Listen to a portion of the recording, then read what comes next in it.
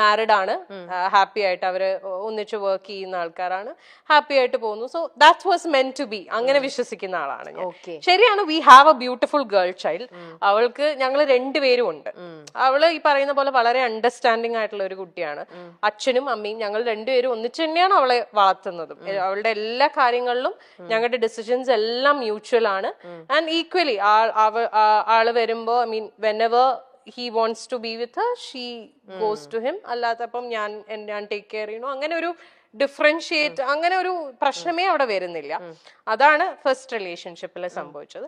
Second relationship ഈ പറഞ്ഞ പോലെ ചിലപ്പം ആദ്യത്തെ റിലേഷൻഷിപ്പിൽ ഉള്ള എന്താ പറയാ അതിനുള്ള ശിക്ഷയായിട്ട് എനിക്ക് കിട്ടിയതായിരിക്കാം സെക്കൻഡ് റിലേഷൻഷിപ്പ്. ഈ പറഞ്ഞ പോലെ ഷിബ്ല പറഞ്ഞില്ലേ, ഞാൻ റിലേഷൻഷിപ്സിൽ 150% കൊടുക്കുന്ന ആളാണ്. ഞാൻ ഭയങ്കര ഇൻവെസ്റ്റഡ് ആയിട്ടുള്ള ഒരു റിലേഷൻഷിപ്പ് ആയിരുന്നു എന്റെ സെക്കൻഡ് റിലേഷൻഷിപ്പ്. എനിക്ക് അയാളെ genuinely from the bottom of my heart എനിക്ക് ഭയങ്കര ഇഷ്ടമായിരുന്നു. I knew he was not the perfect person and all. ആൾക്ക് ഫ്ലോസ് ഉണ്ടായിരുന്നു, ആൾക്ക് പാസ്റ്റ് ഉണ്ടായിരുന്നു, പക്ഷെ അതെല്ലാം ഓക്കെ ആയിട്ട് അങ്ങനെ തന്നെ അക്സെപ്റ്റ് ചെയ്ത ഒരാളായിരുന്നു ഞാൻ.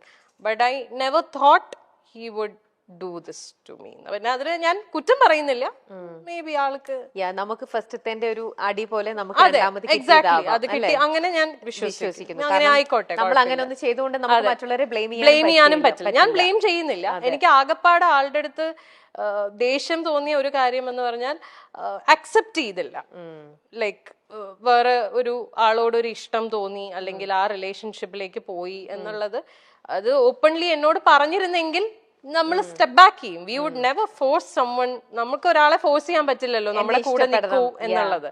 അത് ഓപ്പൺ ആയിട്ട് പറഞ്ഞിരുന്നെങ്കിൽ കുറച്ചും കൂടി നേരത്തെ, കുറച്ചും കൂടി ബെറ്റർ ആയിട്ട് എനിക്ക് ഇതൊന്ന് കം ഔട്ട് ചെയ്യാൻ പറ്റിയേനെ with the help of my people. പക്ഷെ അത് സംഭവിച്ചില്ല. അപ്പോ ഇത്രയും ട്രൂ ഫ്രണ്ട്സിനെ പോലെ തന്നെ ചില ഫ്രണ്ട്സ് അപ്പൊ ആര്യനെ ചീറ്റ് ചെയ്തിട്ടും ഉണ്ടാവണം. യെസ്, അല്ലേ? ഉണ്ട്. അതുകൊണ്ടാണല്ലോ ഇങ്ങനെ ഒന്ന് സംഭവിച്ചത്. അല്ലേ? അതെ, അതും ശരിക്കും ഭയങ്കര പെയിൻഫുൾ ആയിട്ടുള്ള. It is very painful. ആരും ഒരിക്കലും എക്സ്പെക്ട് ചെയ്തിട്ടുണ്ടാവില്ല ഈ ഒരു സാധനം ആ ഒരു പർട്ടിക്കുലർ പേഴ്സണിൽ നിന്ന് വരും. എക്സാക്ട്ലി, അതാണ് എനിക്ക് ട്രോമയായി പോയത്. അതിപ്പോ മേ ബി ഞാൻ അറിയാത്ത ഒരാളായിരുന്നെങ്കിൽ എനിക്ക് ചിലപ്പം ഇത്രയും ബുദ്ധിമുട്ടുണ്ടാവില്ല. ഇത് എനിക്ക് ആ പെയിൻ ശരിക്കും കിട്ടുന്നു, കാരണം എനിക്ക് റിലേറ്റ് ചെയ്യാൻ പറ്റുന്നുണ്ട്. എന്റെ കണ്ണിപ്പം നിറയാണ് ആക്ച്വലി, കാരണം ആ ഒരു വേദന ഒരു ലേഡി എന്നുള്ള രീതിയിൽ എന്റെ കണ്ണ് നിറയണം. നമുക്കത് ശരിക്കും നമുക്കത് ഫീൽ ചെയ്യാൻ പറ്റുന്ന ഒരു കാര്യമാണ്. ആര്യ, അത് യു വെന്റ് ത്രൂ ദാറ്റ്. ഭയങ്കര ഒരു ഭയങ്കര ആര്യ അത് ഇങ്ങനെ ഹാൻഡിൽ ചെയ്തു Arya? It was very difficult. ഞാൻ I fell on to a depression. ഭയങ്കര ബുദ്ധിമുട്ടായിരുന്നു. I lost myself. നമുക്കത് കാരണം നമ്മൾ ജീവനായിട്ട് നമ്മുടെ കൂടെ നിർത്തിയിട്ടേ അവൾ എനിക്കിട്ട് ഇങ്ങനെ പണിയ എന്നൊക്കെ പറയണത് ശരിക്കും. അതെ, എന്റെ കാര്യത്തിൽ കുറച്ചും കൂടെ ബുദ്ധിമുട്ടായി പോയത്, ഞാൻ ഇതെല്ലാം ഫേസ് ചെയ്യുന്നത് ലോക്ക്ഡൌണിന്റെ സമയത്താണ്. മൊത്തത്തിൽ ഞാൻ പെട്ടുപോയ അവസ്ഥയായിരുന്നു. Like I couldn't do anything. എന്നുവെച്ചാൽ നമുക്കിപ്പോ ഒരു കൗൺസിലറിന്റെ അടുത്ത് പോലും പോവാൻ പറ്റത്തില്ല എന്നുള്ള ഒരാളെ ഇപ്പം നമ്മൾ പറയും ഓക്കെ ഫ്രണ്ട്സിന്റെ അടുത്ത് പോയിരുന്ന് ചിലപ്പോ സംസാരിച്ചാ ഓക്കെ, എങ്ങനെ പോവാനാ? മുറിന്ന് പുറത്തിറങ്ങാൻ പറ്റില്ല, because we are all lockdown.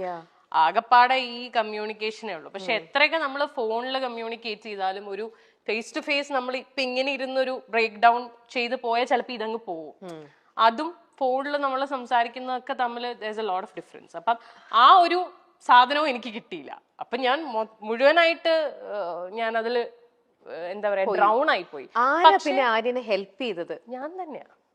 ഇപ്പൊ എന്ത് പറയാൻ വന്നു? പക്ഷേ ഈ പറഞ്ഞ പോലെ യുനോ ഒരു പോയിന്റിൽ നമ്മൾ റിയലൈസ് ചെയ്യും. എന്നെ ഈ പറഞ്ഞ പോലെ പുഷ് ചെയ്യാൻ അഫ്കോഴ്സ് എന്റെ ഫ്രണ്ട്സ് ഉണ്ടായിരുന്നു. ഒരു പോയിന്റ് എത്തിയപ്പോ അവരെല്ലാരും റിയലൈസ് ചെയ്തു ദാറ്റ്സ് ഞാൻ മുങ്ങിക്കൊണ്ടിരിക്കുകയാണെന്നുള്ളത്. അപ്പൊ അവരെല്ലാരും അവരുടെ എല്ലാ സൈഡിൽ നിന്നും മാക്സിമം പറ്റുന്ന രീതിയിലൊക്കെ എന്നെ സപ്പോർട്ട് ചെയ്തു. പിന്നെ എന്നെ ഏറ്റവും കൂടുതൽ എന്നെ ഇതിലേക്ക് തിരിച്ചു കൊണ്ടുവന്നത് ഇസ് മൈ ഡോട്ടർ. അവളൊന്നും ചെയ്തിട്ടല്ല, പക്ഷെ അവളുടെ പ്രസൻസ് ഇൻ മൈ ലൈഫ് അത് മതിയല്ലോ. നമ്മൾ ജീവിക്കുന്ന മക്കൾക്ക് വേണ്ടിയിട്ടാണ്. നമ്മുടെ ഐ മീൻ എന്നെ സംബന്ധിച്ചിടത്തോളം ഷീസ് മൈ എവറിഥിങ്. ഞാൻ ഇപ്പൊ ജീവിക്കുന്നതും ഇപ്പൊ കഷ്ടപ്പെടുന്നതും ഒക്കെ അവളുടെ ഫ്യൂച്ചർ സെക്യൂർ ആക്കുക, അവളെ ഹാപ്പി ആയിട്ട് വെക്കുക. ശരിക്കും റിലേറ്റ് ചെയ്യാൻ പറ്റുന്നുണ്ട്. ആ ഫീല് കറക്റ്റ് ആയിട്ട് കിട്ടുന്നുണ്ട് ശരിക്കും.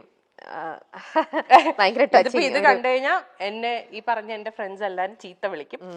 എന്നോട് പല പ്രാവശ്യം പറഞ്ഞിട്ടുണ്ട് ഇനി മേലാൽ ഇതും പറഞ്ഞുകൊണ്ട് എവിടെങ്കിലും പോയിരുന്നു മോങ്ങിയ ഇടിയിട്ട്. പക്ഷെ അത് നമ്മള് പക്ഷെ അത് automatically it comes. അത് ആരാണല്ലോ, കാരണം നിങ്ങളുടെ കൂടെ ഒരു രീതിയിലും പിക്ചറിലുള്ള ആളായിരുന്നില്ല ഞാനൊരു പുറത്തുനിന്നുള്ള ഒരു ലേഡി എന്നുള്ള രീതിയിൽ ഇന്നിപ്പോ ആര്യനെ ഇത്രത്തോളം ഇൻ ആൻഡ് ഔട്ട് മനസ്സിലാക്കിയതിൽ നിന്നും എനിക്ക് ഇത്രത്തോളം ഹേർട്ട് ചെയ്യണം എന്നുണ്ടെങ്കിൽ, എന്റെ കണ്ണുകൾ നിറഞ്ഞ് ഇങ്ങനെ ഒഴുകണം എന്നുണ്ടെങ്കിൽ ആ ഒരു അത് അവർക്ക് പറ്റില്ല.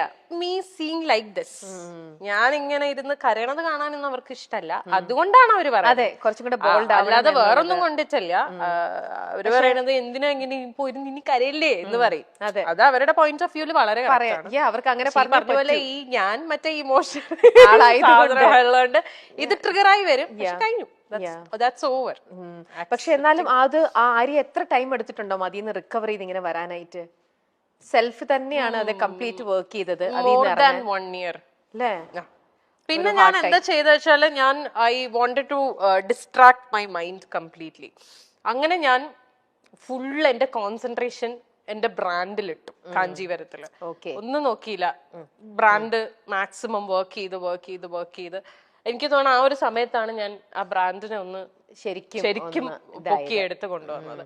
പിന്നെ അതില് എനിക്കൊരു സാറ്റിസ്ഫാക്ഷൻ, നമുക്ക് അതിലൊരു അഡിക്ഷൻ വരുമല്ലോ. Okay, when we see that okay something is working out good for us, പിന്നെ നമ്മൾ അതിലേക്കാവും ഫുള്ള്. വേറെ ഒന്നിലേക്കും നമുക്ക് പോവാനുള്ള ഒരു മൈൻഡ് വരില്ല. അപ്പൊ നമ്മുടെ കംപ്ലീറ്റ് ഫോക്കസ് അതില്ല. ബിക്കോസ് അതിൽ നിന്ന് എനിക്ക് വേണ്ടതെല്ലാം കിട്ടുന്നുണ്ട്. Satisfaction, happiness, peace of mind, everything. വേറെ ഒന്നും നോക്കില്ല. പിന്നെ തിരിഞ്ഞു നോട്ടം ഉണ്ടായി. ഇനി അങ്ങോട്ട് തിരിഞ്ഞു നോക്കുക വേണ്ട. ഞാൻ എപ്പോഴും പറയുന്ന ഒരു കാര്യമാണ്, I'm still very thankful to that person for one thing. ആളില്ലായിരുന്നെങ്കിൽ ചിലപ്പോ കാഞ്ചീവരം എന്ന് പറയുന്ന ബ്രാൻഡ് ഞാൻ സ്റ്റാർട്ട് ചെയ്യില്ലായിരുന്നു. ആ സമയത്ത് ആൾ എനിക്ക് തന്ന ഒരു ഇമോഷണൽ ആൻഡ് മോറൽ സപ്പോർട്ട് ഉണ്ട്. That is huge.